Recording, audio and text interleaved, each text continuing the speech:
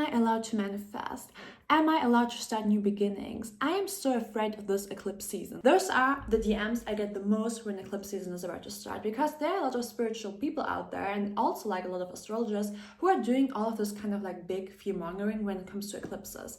But I want you to be reminded that we have eclipses every year, like 2 to 3 times we have every year eclipses. So basically it's not something to be afraid of, but it's definitely something to be aware of, because the eclipse season is representing the trailer of your life for the upcoming 18 months.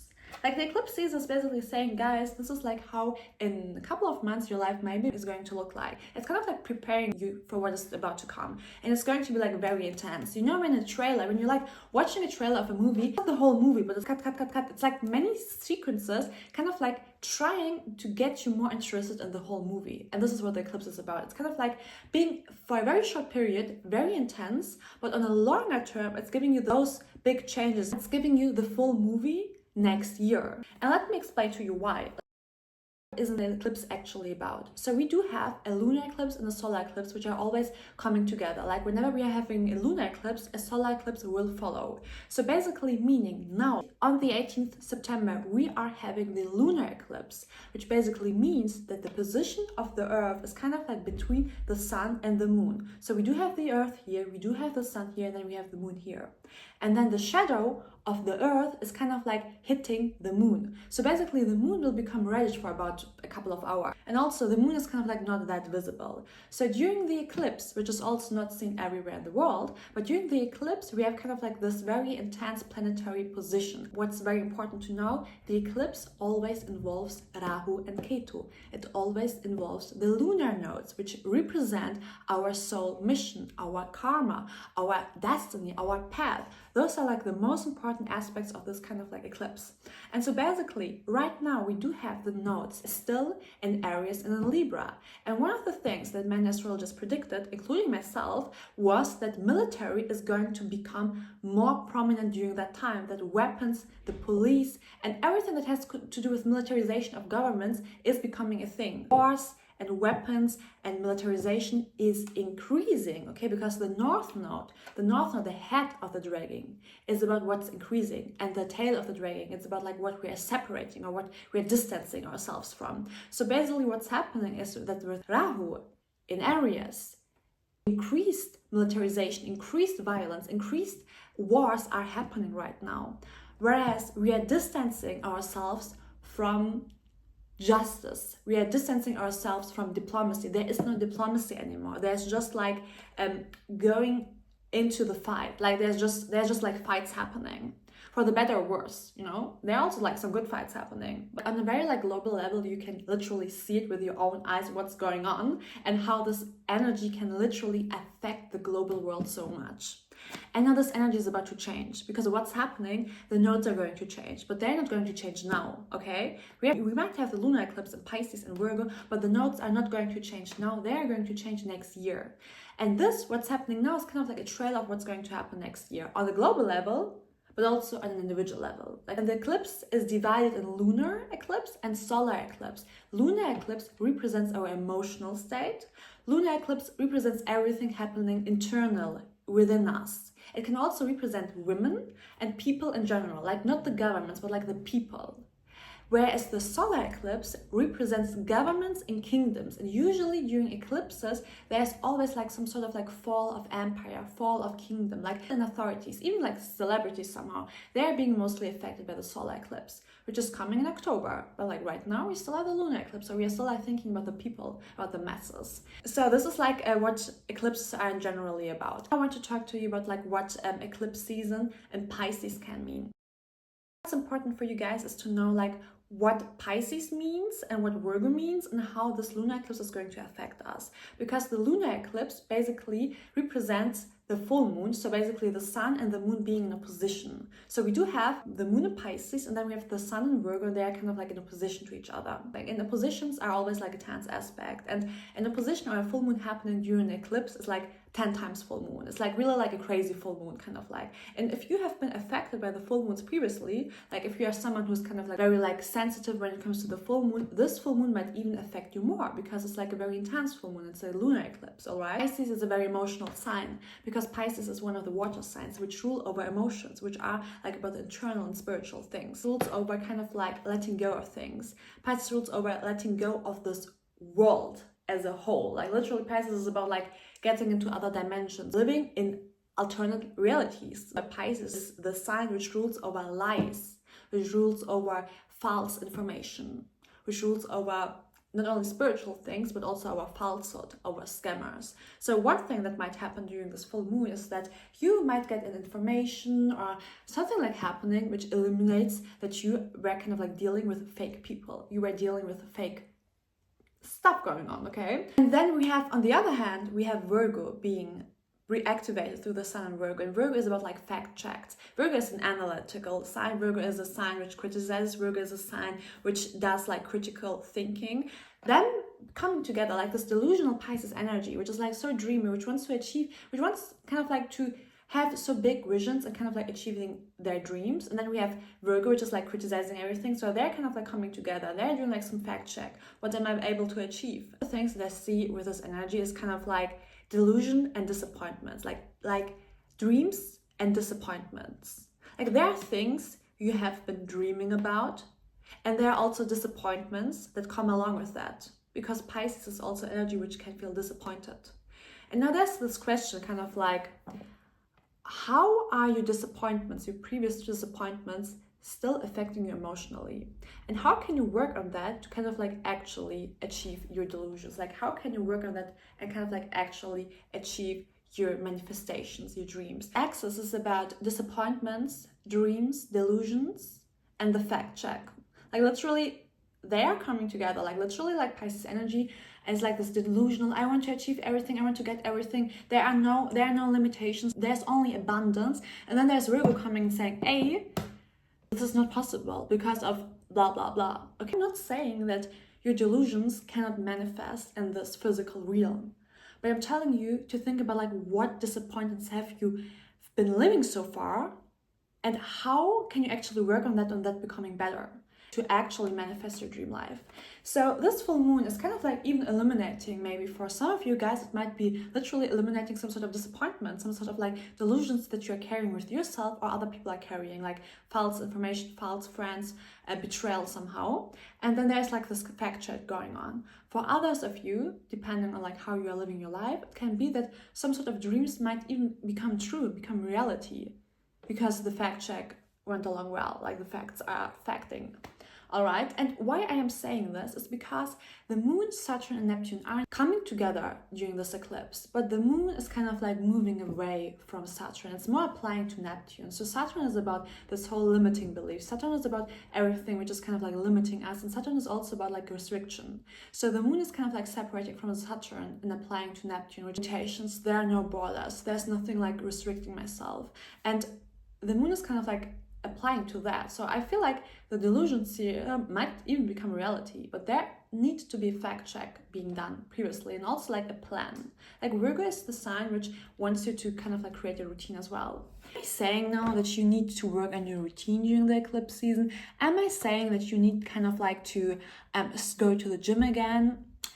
I'm not saying that, okay? I'm just saying be aware of what, who, and how have you been disappointed so far? And maybe you were the one who disappointed yourself, okay? And also be aware of what are your dreams, what are your delusions, how are you feeling when it comes to your dreams, and do like a little fact check here, like what is possible and what's not possible. And then the eclipse season is not about planning. The eclipse season is not about going through life and starting a new hobby, going through life and saying, okay, tomorrow I will wake up at 8 a.m. The eclipse season is about receiving.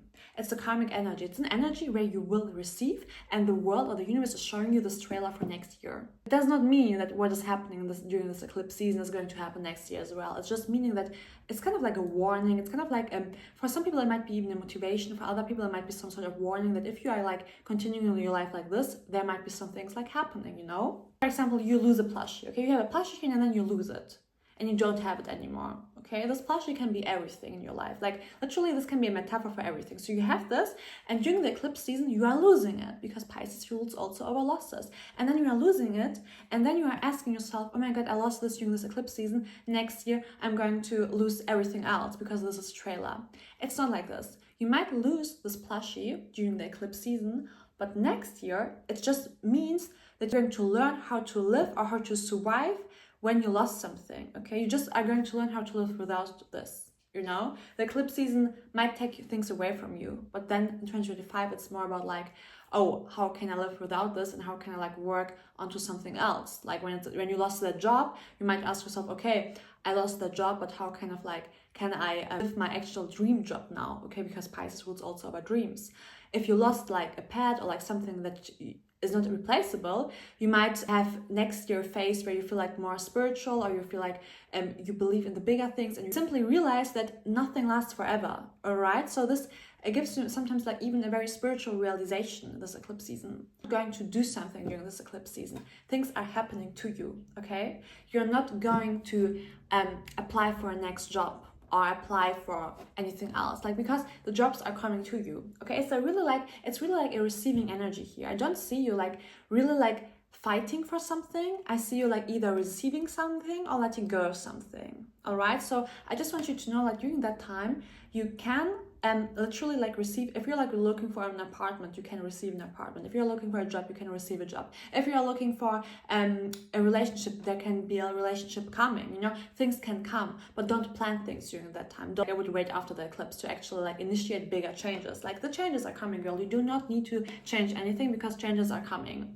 So this is just what I want to point out, especially if you have any placements in the 25th degree in Pisces, Gemini, Sagittarius, or Virgo. Those are the signs you really want to take care of when it comes to the lunar eclipse. Mutable signs are being really highly affected by that. Global level, I see this more like involving masses and maybe like people or religious people or religions in general. Anything that has to do also with spiritual things or religious things might kind of like come together, like mass protests, for example. There might be also the energy of like the sea and the water, also like blockages in the sea and the water. So countries like at the sea or like the sea in general, like water energies in general might be a thing. It can sometimes even indicate that there might be like some breaks of bridges or like some breaking points in general when it comes to like things going from A to B, because we have also Saturn and Mercury opposition. So if there have been like any old bridges or anything old or any form of transportation which has to do with old things, if they are like kind of like coming together, there might be like a breaking point of that as well. Information, transportation, communication points which are like not going to work during that time, especially if they are old ones or like somehow connected to the sea, to the waters. Falsehood, religious people can be a thing, and usually it's the time where like also crimes against women can kind of like arise, or like violence against women can arise as well. It's like also this Mars and Cancer energy that we are currently having there, like violence against women just can simply arise during that time as well. Also I want to say that this energy gives me a bit like of boiled water energy. First we have the 25th degree, which is like an Aries degree, and then we have also Mars and Cancer, which is like also a boiled water energy. So you see like kind of like it's not only emotional, like peaceful, it's like boiled emotions. It's like intense emotions coming up, like there has been something around for a long time and it's like boiling up. And it's like involving the masses, and it's involving people, and it's involving that kind of energies when we're talking about global things. So now, guys, it's the last, I feel like, most controversial points: manifesting during the eclipse season. Am I allowed to manifest when the eclipse is coming? Short answer, yes. You are allowed. But like, let's dive in deep into the long answer, because many people are telling you that you're not allowed to manifest. So first of all, like, what is manifestation? Like, manifestation is basically, for example, saying, tomorrow I will wake up at 6 a.m. and then tomorrow I will wake up at 6 a.m. because I am working with my subconscious mind. If I tell my subconscious mind I want to work tomorrow at 6 a.m., I am going to wake up tomorrow at 6 a.m. Okay, if I say it before I'm sleeping, if I say it out in the mirror, whatsoever, okay, this is like manifesting.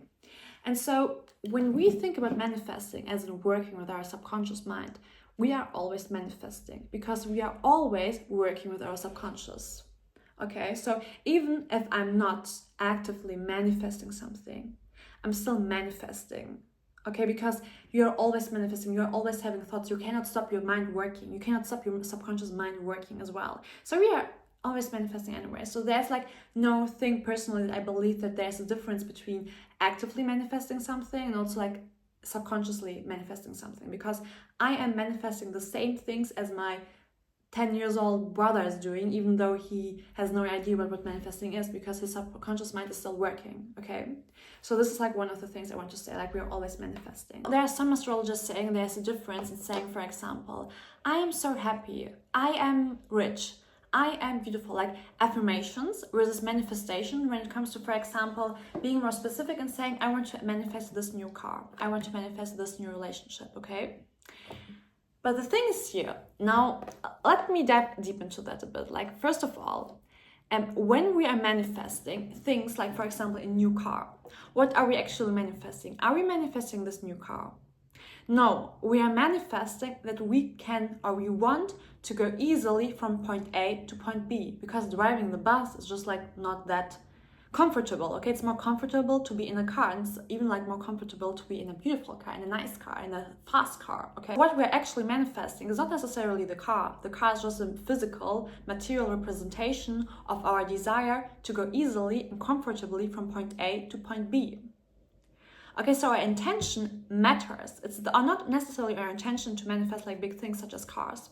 Next point is, for example, if you want to manifest this specific person, okay, it's not good to manifest that. It's not good to manifest your ex. It's not good to manifest any specific person. What we want to manifest is in a healthy relationship. We want to manifest being loved. We want to manifest having a partner, okay, maybe marrying, maybe even getting pregnant, getting kids. Those are things we actually want to manifest when we want to manifest that specific person. We don't want them, we want their love, we want what makes them special. So next time you think about manifestations in general, not only during the eclipse season, think about your intention first. Like, do you want this person, or do you want how they are making you feel? Miserable if you're like still manifesting them, but what I'm seeing here is like that people are often saying like you are allowed to manifest this and not that because this is like bigger than that. But like in God's world, everything is the same. Like in the universe, like do you think the universe cares about you manifesting 5 years versus caring about you manifesting a car? Like, do you think they're literally thinking, okay, whoa, she wants a Mercedes, like this is like something you can manifest outside of the eclipse season. Like right now, I just like give you some sort of like food so you can survive. Like, do you think the universe actually thinks like this? Like we are having this eclipse season in Pisces. It's about abundance. It's about knowing abundance exists. You're allowed to have affirmations versus you're allowed to kind of like manifest actual material things, when the material things are just presentation or a representation of what you kind of like affirmations are about. If I say I am happy, but I live in a tent, I'm not happy. I'm allowed, for example, to say I want to live in a house because I know a house makes me comfortable. But again, I know my intention is not necessarily this material house. It's like more my soul feeling comfortable, my soul feeling at a good place. So this is like one thing that I don't think that affirmations and manifestations as in like material things are such a big difference. Third point is religion. And I know I don't want to bring up religion so many times, but like in religions, is there a time where God says, I'm not listening to you? Is there a time where God says, you're not allowed to ask me because the planets are not planeting right now? There's not. Like, for me, like, I use God and the universe as, like, things you can kind of, like, replace. You can talk about the universe. For me, it's like you're talking about God. There's no day, no minute, no second on this whole damn time I'm living on earth that I'm not allowed to talk to God or to ask God for something. You're always allowed to ask God for something. So you're always allowed to ask the universe for something. So if you want to manifest that Mercedes during the eclipse time, I mean, you can't ask the universe. Like literally, like you're allowed to ask. You're allowed to ask, okay? But one thing I want to point out, okay? Okay, one thing when it comes to like manifesting during the eclipse season, I want to point out. The question is not like, are you allowed to manifest? Because I believe you are. But the question is more like, does it make sense for you to manifest during that time? Because as I said, like I believe that this time is a time where you can receive. You shall receive. You shall not initiate. You shall not aggressively try to manifest anything. You shall just simply receive, okay? And manifestation in its like core essence is also about receiving. Like people who are trying to aggressively manifest something are usually like not actually able to even get their manifestations. okay? Because there's like, when it comes to aggressively manifesting something, you're kind of like have this this energy of desperation, being desperate. And this is not what a manifestation is about. Like, manifestation is about like fully trusting God or the universe that those things are coming to you. So during the eclipse, I would suggest to you to kind of like more use this time as like being aware of something, as like analyzing something, as like seeing this as a trailer and seeing like how after the eclipse am I going to change myself. But I see also that you're in fact able to manifest. I would just say it doesn't make so much sense to me. Like during this event, which is like also a karmic event, as I said, things are happening to you. It's more like about receiving. It's not the energy to manifest. It's like, for example, during a full moon, we don't usually like manifest big things. But I would still say, if you want to ask God for something, if you feel like you need to ask the universe for something, go ahead and do it. Okay, you just have to be careful about what you are asking for, because you will receive. And if you don't actually know what you're asking for, you might receive even negative outcomes. Let's just say, for example, you ask God, I want to become a singer during the eclipse season. And then, intense energies, more amplified energies, a full moon, which is like 10 times more, it's like you being fired from your job. No, become a singer. It's a bit like, God can be very, like, you should be careful if you ask for anything, because those things are coming. And during the eclipse season, they're coming like maybe even harder. So if you're like a beginner, if you want to manifest during the eclipse season, you should do it like on a really low level and not, for example, manifest the Mercedes, because basically it's what you actually want. You don't want the Mercedes. You want to go from A to B in a very comfortably setting, or maybe like even in a pretty setting, in an aesthetic setting. But it's not necessarily this material representation. It's like what makes you feel better when you sit in a Mercedes, So what I'm trying to say is that you should just be very careful when it comes to you wording your manifestations. And if you are someone who's not that into manifestation yet, I would say slow down and be more someone who's like affirming those like emotional things and not necessarily doing the material things, because it can actually be that those are not the things you actually want, but you don't know it yet. Let's say, for example, you manifested that one guy, like you were into it, and then he comes in and then he's like the most toxic person you'll ever met. But you manifested them, okay? You got them into your life, the most toxic person ever. Because you didn't know better. How would you? Because you don't even know this guy, but you're like still manifesting him. So what I'm saying is better manifest a relationship than this guy. This is true for always. Like, you should never, for example, manifest a specific person. But during the eclipse season, it can come like 10 times harsher. I'd like to summarize everything again. Be aware of what's happening in the next weeks for you. Try to analyze your emotional self, especially when it comes to you feeling disappointments and you feeling dreams and you don't knowing like how can you actually achieve your dreams. Like, you seeing, for example, your best friend living the greatest life now during this eclipse season, and for you everything is like really bad. It's just like the universe kind of like warning you, girl, you need to change things after this eclipse season. But also, if just nothing happens to you this eclipse season, it's just maybe not for you, okay? Because as I said, like, it really depends on your birth chart how much you're going to be affected. If you want to know like how your zodiac sign is going to be affected, follow me on Instagram. I will post it on my story. Use this lunar eclipse to kind of like cleanse your body spiritually, especially like using the elements of water, okay? Like considering taking a bath, considering like doing spiritual and meditative things, okay? Because this Pisces energy is about like a lot tuning in with your spiritual self, but also like reflecting like what you need to let go of kind of, and also like what disappointments have you been receiving the past 18 months approximately. And also like just analyzing in general like how you are feeling during this eclipse season. As I said, like I see this more like as a whole season you kind of like are able to reflect on, and also kind of like are able to navigate better afterwards. Think about like what you're afraid of, because Pisces is also about our fears and what's still limiting us, because there's like still Saturn being in Pisces still kind of like restricting us. So getting more into the flow and thinking about like what's restricting yourself is also like a nice thing to do. If you want a personal birth chart reading, you can click on the link in the description. There I offer personalized birth chart readings. Those are like one-to-one calls or even written reports if you want. So you can also just hit me DM on Instagram or send me an email, and there we can kind of like schedule an appointment also manually if you prefer that. Thank you for listening.